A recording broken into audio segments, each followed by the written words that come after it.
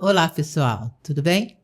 Estamos aqui hoje para realizar um podcast com a professora Cláudia Morgado, engenheira civil de segurança do trabalho, doutora pela Politécnica, pela COP, UFRJ, e primeira diretora mulher da Politécnica da UFRJ em 226 anos, o que é uma bela vitória, né, da mulher.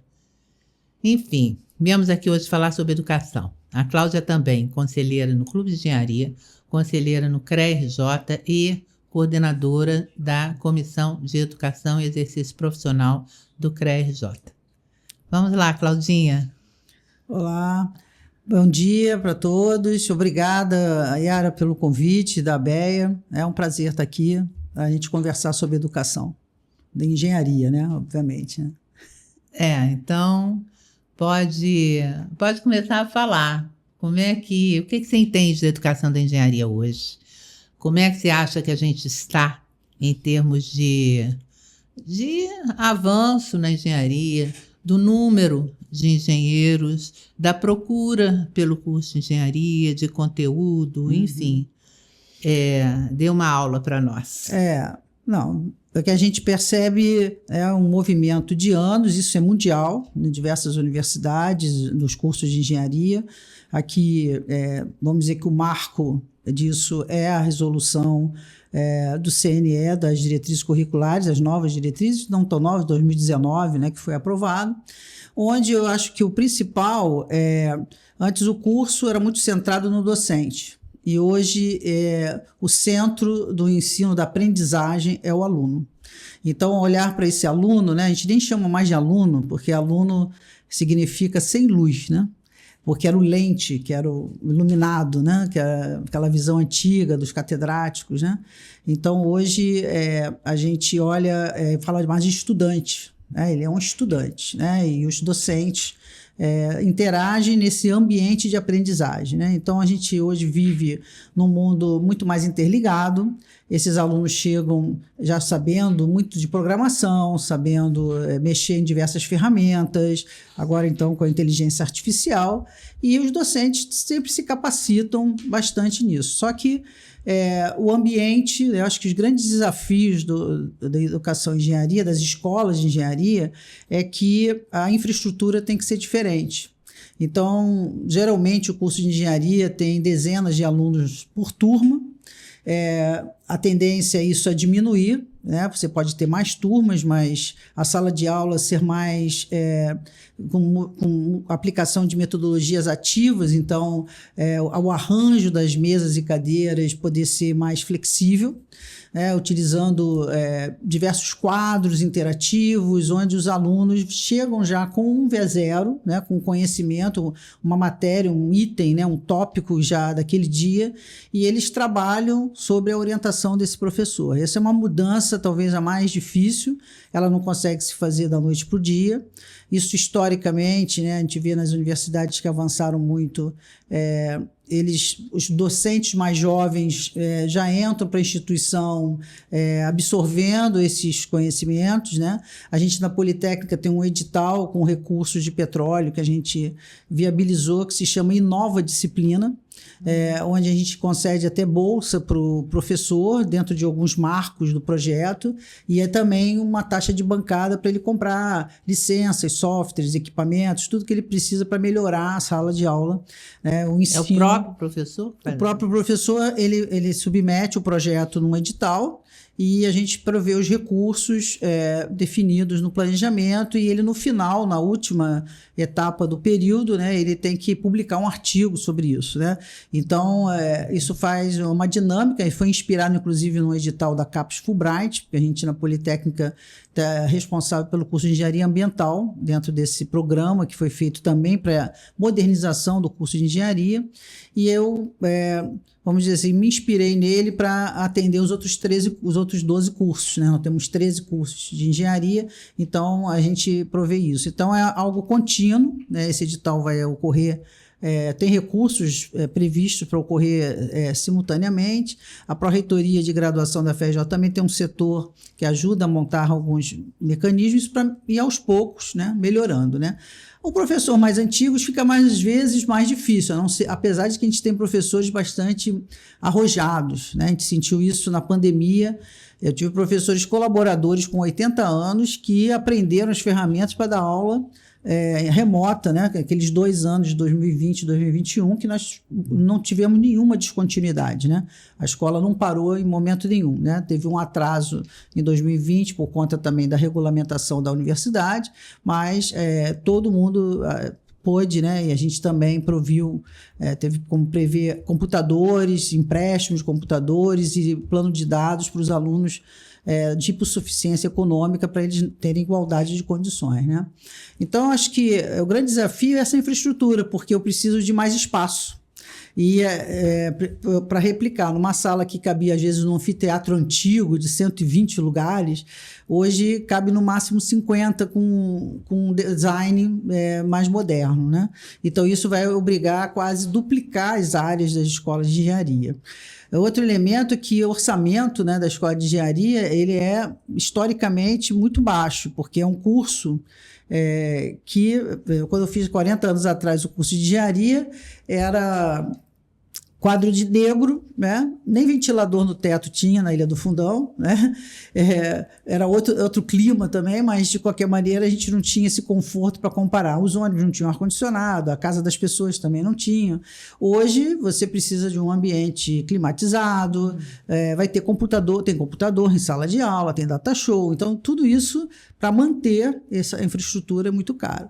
Então a mudança é essa, é olhar o aluno. E olhar o aluno, ou o estudante, no caso, né, centrado no estudante, não somente as questões acadêmicas. A gente hoje tenta cuidar da pessoa do estudante. Então, a gente foi obrigado, já seguindo as diretrizes, criando, né, soluções, né, para atender. Um dos problemas, que é uma epidemia mundial, que não é só da engenharia, de todos os cursos e no mundo inteiro, é o problema da saúde mental. Os alunos, por questões geracionais, do processo de educação dos jovens, que sofreu toda a interferência da internet, enfim, nós temos hoje alunos muito mais suscetíveis à ansiedade.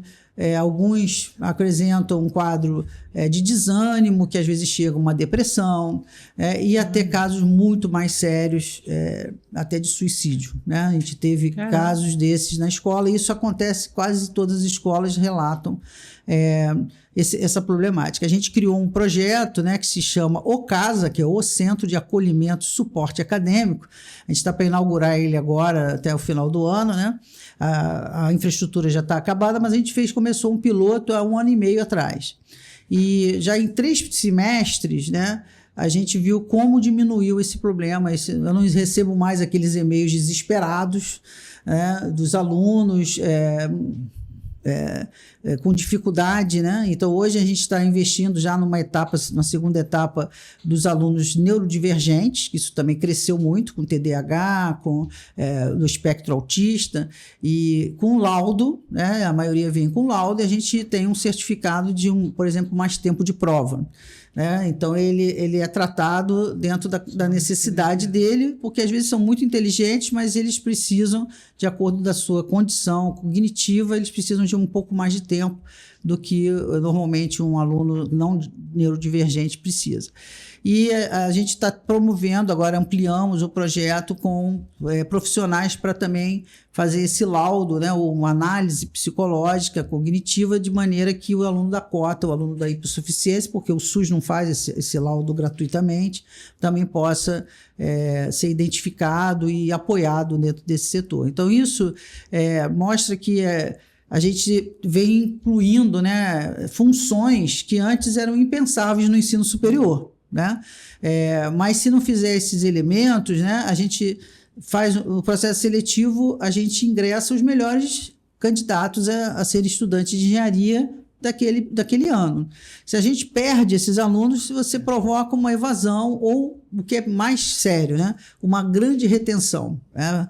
Então, no nosso caso da Escola Politécnica, até porque tem transferências internas, a nossa evasão é calculada pela reitoria como muito baixa, comparado a 10%, não passa de 10%, onde às vezes a média mundial é 30%, mesmo em países de primeiro mundo. Né? Mas a retenção é alta. E tem os problemas eternos do cálculo. Né? No Instituto de Matemática, numa universidade, aí depende de cada instituição de ensino. Né? Eu também venho presidindo um fórum de dirigentes de escola de engenharia, onde a gente acaba trocando experiências. Então, a gente percebe que a matemática, né, justamente porque esse estudante mudou, o mundo mudou, a precariedade que a gente sente no ensino básico, desde o fundamental, ou seja, o curso de matemática está muito enfraquecido, os processos seletivos acabam não... Como o Enem não tem matemática, praticamente cai aritmética, não cai álgebra, não cai ordem de grandeza, geometria. Então, isso depois dificulta. Então, a gente fez um acordo já, estamos até fazendo uma experimentação com tutores, doutorandos, como se usa nos Estados Unidos e em outros lugares, né, de você ter o professor ter uma pessoa já graduada, com uma certa experiência, para dar suporte aos alunos, e a gente está buscando mudar o currículo. Então, quem entra na nossa escola na semana de acolhimento, a gente faz uma avaliação de matemática de segundo grau, de nível médio, e quando a gente tem uma linha de corte abaixo de 6, esse aluno entra numa disciplina chamada Introdução ao Cálculo, onde, na verdade, a gente não seria nem revisar, a gente está, na verdade, ensinando esses tópicos de matemática que muitas escolas de nível médio não estão mais ministrando. Então, isso também aconteceu, acho que na década de 50, quando existiu o científico e existiu o clássico. Né? Quem fazia o científico aprofundava matemática, se ensinava geometria descritiva, se ensinava cálculo de derivada. Né? E quando se uniu o ensino médio, né? Ficou algo padrão, acabou que a universidade absorveu esses conteúdos no currículo de engenharia. E agora nós estamos absorvendo conteúdos de matemática que a minha geração e as anteriores ministrava essas disciplinas até um nível médio. Então, é necessário fazer isso. Né? Então, eu acho que o curso de engenharia, ele em 3.600 horas é algo desafiador. Por outro lado, tem também, pela regulamentação, 10% de extensão do currículo, curricularizável. E isso é um grande desafio, porque o curso de engenharia é um curso que tem que ter, no mínimo, 3.600 horas. 3.600 horas significa 360 horas por aluno ofertada de atividade, de ações de extensão. Isso é muita carga horária. Porque um professor numa turma de 40, 50, ele depois vai ter que, teria que gerar, né, a carga horária de extensão. Né? Então, isso... E tem regras, né? Tem que ter a dialética, né? Tem que ter uma interação com a sociedade, entender os problemas, aprender com a sociedade, né? Enfim. A gente tem investido até para poder ajudar nessa questão da matemática, né? E de outras formações. A gente está montando um programa de engenharia na educação. Então, nossos alunos, porque aí não precisa ter um conhecimento específico, né, de engenharia, da parte técnica, para fazer ações de extensão. A gente vai atuar, né, com os alunos do ensino básico, né, para que eles possam... os nossos próprios alunos dão um reforço de matemática, levar nossas equipes de competição, que nós temos 14 equipes de competição. Quer dizer, hoje estimula, né? As escolas de engenharia, né, elas são hoje muito diferentes do que foi na minha época. Na minha época não tinha empresa júnior, não tinha equipe de competição. O centro acadêmico hoje, muito mais engajado com os problemas acadêmicos, eles ouvem os alunos e trazem no seu assento na congregação. Então, mudou bastante, né? Há uma interação, essa questão, por exemplo, da saúde mental, em 2017, né? Porque 226 anos foi em 2018, né? Quando eu assumi. Né? Em 2017, na campanha, conversando com o centro acadêmico, o item número 1 da pauta, antes dos problemas de matemática, era saúde mental. Então, a gente teve que Como é que funciona a saúde mental? A gente utiliza com o Instituto... Era algum convênio com a psicologia? Não, a gente fez o seguinte, o Instituto de Psicologia, a gente contactou e demos, assim, uma sorte grande, né, que eu brinco que eu não vou querer botar aluno no divã 40 anos, né? A gente tem que ter alguma coisa, uma terapia breve. Né?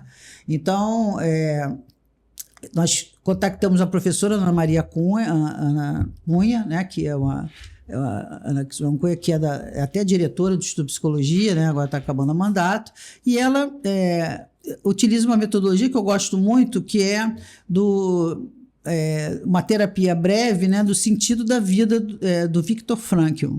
Viktor Frankl foi um psiquiatra, né, médico psiquiatra na Segunda Guerra Mundial, que bolou essa metodologia. Ele já propunha, né, que o problema do ser humano ele tem um sentido para a vida dele, e isso faz com que ele enfrente os desafios e vença os desafios. E ele foi preso em Auschwitz, porque ele era judeu, e ele aplicou essa metodologia para ele e para as pessoas. Ele superou todas as dificuldades e salvou muitas vidas, inclusive, dentro do campo de concentração. E eu tenho visto na prática, né, nesses 3 semestres que a gente experimentou, há um edital também, os alunos se inscrevem, né, que querem passar por esse processo, né, é voluntário, né, obviamente, mas o aluno já vinha procurando, né, apoio, e a gente não tem formação para isso, então tinha que ser alguém especializado. A gente teve casos complicados que a gente perdeu os alunos por conta de não saber lidar com isso, por mais que a gente tivesse apoiado, né?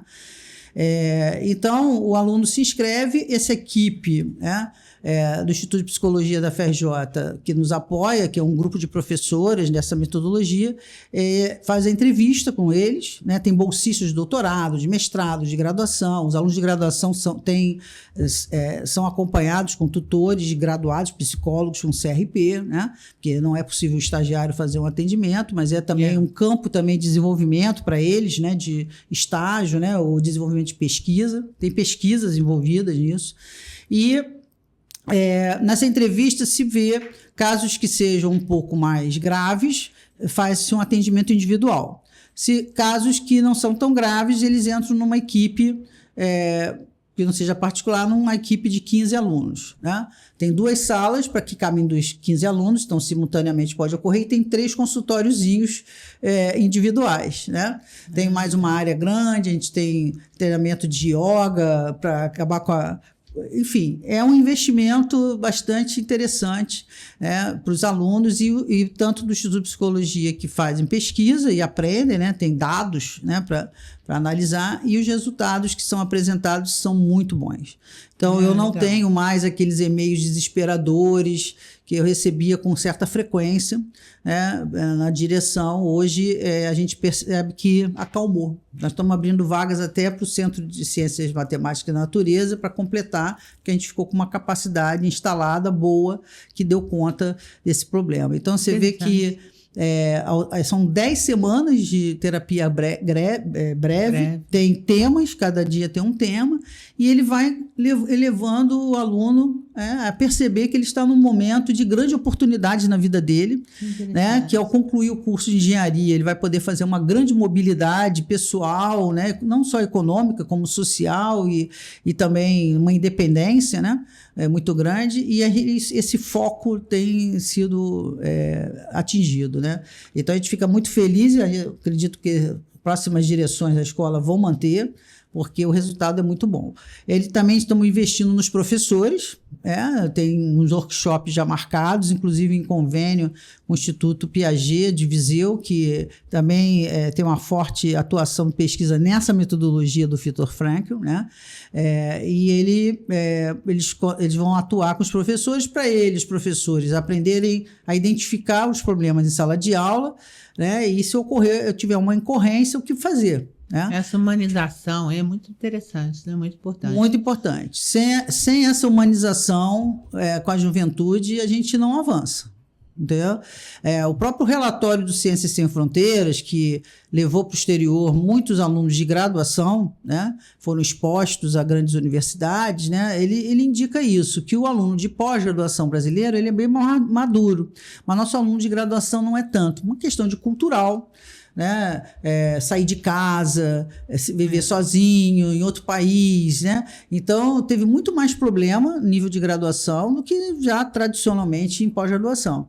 Então se a gente não faz essa transição, né, do adolescente para o jovem adulto e a universidade é mais difícil, né? Fica difícil, principalmente que a gente hoje recebe mais da metade dos nossos estudantes ou de fora, 20% mais ou menos de outro estado, então isso já é também um nível de estresse, e também os alunos de hipossuficiência econômica, que tem problemas de diversas ordens, né? Vivem em ambientes mais hostis, sem recurso financeiro, então essa problemática, famílias desestruturadas, isso, a família desestruturada não necessariamente é desse grupo, é de todos os grupos, até quem tem soluções econômicas, eu costumo observar que é um problema geracional no mundo inteiro. A Europa está vivendo isso, os Estados Unidos está vivendo isso, então assim, e não tem o problema pontual de baixa renda absurda que a gente tem no Brasil, né?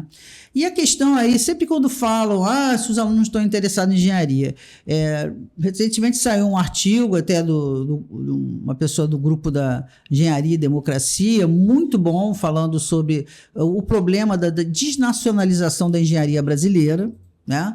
Então, assim, empresas que, principalmente engenharia civil, o pessoal fala, porque é civil, mas a civil ela é um carro-chefe, ela puxa outras indústrias, né? Você vai montar uma estrutura, né, de um túnel, com trem, metrô, se os equipamentos e as peças, né, não são nacionalizadas, não são brasileiras, mesmo que seja uma empresa estrangeira, mas produzindo aqui, você tem um tempo de reposição, às vezes, absurdo, e a gente está vendo diversas empresas estrangeiras ganhando as concorrências do Brasil, né? Isso, inclusive, né, vai ser muito facilitado se for aprovada a PL 1024, que é um projeto de lei muito complicado, que está sendo muito apoiado pelos CREAs e pelo CONFEA, principalmente num artigo que fala, né, que um engenheiro em algum país do mundo, se ele é considerado engenheiro, por exemplo, um título de 3 anos de bacharel, que não é o curso de 5 anos nosso,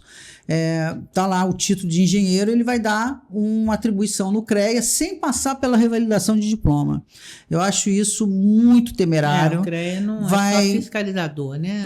Vai inundar o mercado de engenheiros fracos, né? Não tão bem formados. O Brasil tem tradição de formar, né? Eu costumo dizer que o Brasil é um país, né, que há décadas, ou mais de 2 séculos, né, ele tem empresas brasileiras, né, constituídas por engenheiros brasileiros, formados em escolas de engenharia brasileira. Poucos países abaixo da linha do Equador têm esse privilégio, né? Então a gente vê muita gente da América Latina, da África, sempre vieram para o Brasil para estudar. E agora a gente está perdendo, inclusive no PIB, né? O PIB de empreendimento civil era mais de 7%, hoje não chega a 4%. É mesmo. Então, assim, a gente não está fazendo obras no exterior, né? E não está empregando engenheiro. E aí, né, eu quero deixar isso bem claro, a juventude hoje é antenada, ela sabe de tudo, ela está na internet, né, que tem os malefícios, mas tem os benefícios, ela sabe o que está acontecendo. É uma geração que se preocupa, né, com o ciclo de vida dele, porque há uma expectativa de vida maior do que existia no passado, e ele quer pensar no fluxo de caixa da vida dele. Então, ele não vai, como está acontecendo, né, uma fiscalização muito fragilizada, até em editais públicos, de funções que são de engenheiros, e empresas que chamam, e também órgãos públicos, de analista. E a característica da atividade é essencialmente engenharia. Inclusive então, é exigido CREA, né? Exatamente. Não atende o piso. Não atende o piso, né, mínimo de engenheiro, tem gente aí recebendo 3 salários, 4 salários, para exercer uma função de engenharia de alta responsabilidade. Então, essa precarização, né, do serviço de engenharia, os alunos sabem. Eu vou dizer aqui, na nossa escola, que tem grande internacionalização, nós somos a unidade da UFRJ com o maior número de alunos, intercâmbio internacional e muitos duplo diplomas. Então, veja bem, por que é duplo diploma? França e Alemanha fazem com a gente. Eles querem ficar com nossos alunos porque a Europa tem uma taxa de nascimento inferior à de falecimento. Então, não há juventude em curto e médio prazo na Europa. Então, eles querem os nossos jovens muito bem formados, um investimento público, né, grande, mesmo que seja numa faculdade particular. Tem o FIES, que é o do governo que financia. Então, assim... qualidade, né? Qualidade, né, tradição de qualidade em engenharia. Ele vai pegar esse aluno, esse cérebro, e vai levar para a empresa dele, né, na Europa.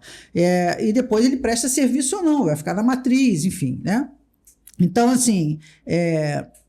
Eles sendo expostos ao exterior, que a internacionalização hoje é inevitável, a gente vê os nossos alunos indo trabalhar na Europa, principalmente, em outros lugares, Estados Unidos, de acordo com a função, ou eles, por conta de questões financeiras, por se recusarem, os bons alunos, de estarem num emprego, numa precarização de trabalho, eles estão indo para o mercado financeiro. Tem uma boa formação em matemática, porque eles querem ter que resolver o problema do futuro. Então, você quer saber aumentar o número de alunos interessados em engenharia? Melhora o desenvolvimento industrial brasileiro. A gente está vivendo uma desnacionalização, né, da engenharia brasileira, junto com uma primarização da economia. E isso é um problema seríssimo, porque quando você não tem indústria, você não tem bons salários. Porque a indústria que é capaz de remunerar, né, porque tem muito mais valor agregado, né, na produção, técnicos, gerentes, engenheiros, enfim. Essas pessoas, se a gente tem empregos de maior valor de salário, ela gera novos serviços, porque ela não ganha somente o suficiente para subsistência. Ela vai começar a consumir serviços, é o cabeleireiro, é um podólogo, é um médico, medicina, enfim. Ela gira em outra escala a economia. Fora isso, a gente vai continuar sendo um comércio. E começa a circular moeda, trocando de mãos, né, miseráveis. Não tem conhecimento, né? Não tem conhecimento, não tem agregação de valor, né? E quando a gente está trazendo essas empresas estrangeiras, não tem nenhum contrato e uma obrigatoriedade de compartilhar o desenvolvimento tecnológico e a propriedade intelectual disso. Ou seja, seremos uma nova forma, um neocolonialismo, né, do Brasil. Então, não é os alunos engenheiros que vão desenvolver o Brasil. É uma política pública de desenvolvimento do desenvolvimento industrial e tecnológico do Brasil, né, que vai fazer os engenheiros, os nossos alunos, nossos estudantes se interessarem em fazer um curso de engenharia. Né? Então, eu posso fazer um curso de economia com muito menos exigência de cálculo e matemática e trabalhar no mercado financeiro, fazer consultoria. Para que eu vou fazer engenharia? Né? Então, esse é o quadro, né, desse ambiência que o Brasil, né, acabou, situação que acabou se, né, desdobrando, que é o problema. Né? Então, eu acho que o governo federal e os estaduais tinham que pensar num projeto de Brasil, né, como a China fez. O milagre chinês não aconteceu por acaso, muito planejamento estratégico, né? Pensando no futuro, e isso a gente vê pouco estudo com conhecimento. Há pequenas iniciativas, mas que morrem logo ali, né? Não tem continuidade. Né? Então, a solução são políticas públicas voltadas para o desenvolvimento tecnológico, industrial, visando inclusive a engenharia brasileira. Sim, com certeza. Com certeza. Cláudia, muito obrigada. Tá. Realmente uma entrevista e um podcast de grande valor, que a gente vai... É uma reflexão muito importante, que a gente pretende divulgar até para nível de conscientização da sociedade, principalmente da área educacional e de estudantes. Super valeu. Obrigada, tá? Agradeço a oportunidade. Obrigado. Valeu, obrigada. Gente, esse episódio da BRJ, Associação Brasileira de Engenheiros e Arquitetos do Rio de Janeiro, é patrocinado pela Mútua, que é a Caixa de Assistência dos Profissionais dos CREAS, e apoiado, inclusive, pela AGP. Muito obrigada, valeu, até a próxima.